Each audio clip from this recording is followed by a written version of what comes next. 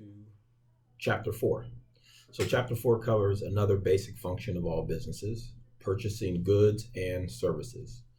The chapter also addresses both the purchases of assets, which are resources that the company acquires and intends to use in the operation of the business, as well as purchases of expenses. And those are costs incurred and used to run the business. Now I want to pause here and give another accounting tutorial on the differences between cash and accrual basis accounting. You will see this section subtly address the accrual basis of accounting. Once the bill is received and the services has been provided, the costs are recorded as an expense, which immediately reduces net income. The reduction in cash, however, does not happen until sometime later. Also, you will see when the company pays a bill for a service or equipment that will be used over a period of time, like equipment or prepaid expenses, then the cost is recorded as an asset. In other words, the immediate reduction in cash does not affect net income. Obviously, understanding the accrual method of accounting is critical to understanding how GAAP works. So this chapter covers a natural result of buying goods and services on account.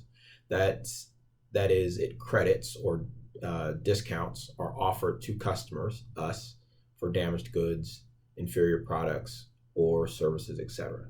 When this happens, our liability is reduced, even though we may still have the asset. So this chapter explains how to record these transactions within QuickBooks Online. Next, this chapter also addresses my least favorite business function, actually writing the check and reducing our cash. I'm joking, of course. You have to spend money to make money. The discussion of check writing brings me to another learning moment, the importance of internal controls in accounting. Now, internal controls are policies and procedures in place at the company to ensure compliance with laws and regulations, promote efficient operations, and reduce fraud, waste, and abuse. One of the most common internal control procedures is separation of duties. This means that one person should not have the ability to complete an entire transaction from start to finish. For example, ordering goods, receiving goods, paying for the goods. Do you see the inherent problem here? Someone could simply order a few additional MacBook computers, receive the computers, and place them in the trunk of their car, and then have the company pay for the computers, and then take the computers and sell them on eBay for $500 a piece. You will see that QuickBooks Online allows someone to do exactly that.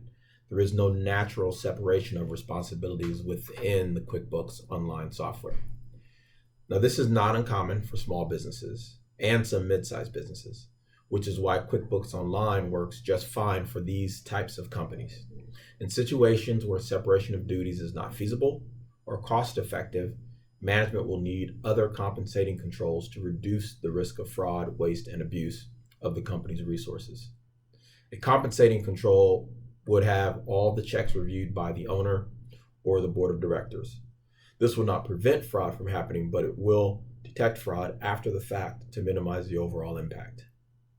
Finally, this chapter will also cover recording petty cash.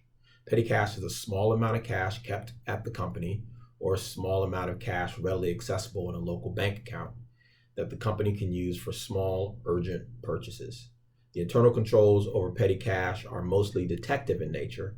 In other words, it's more difficult to prevent someone from stealing from the petty cash fund, but we should be able to detect it pretty quickly. So that's the highlights for Chapter 4. Enjoy the next 2 weeks, and if you have any questions, please send them through the Ask a Question forum so all students can contribute and benefit from the responses. Thanks.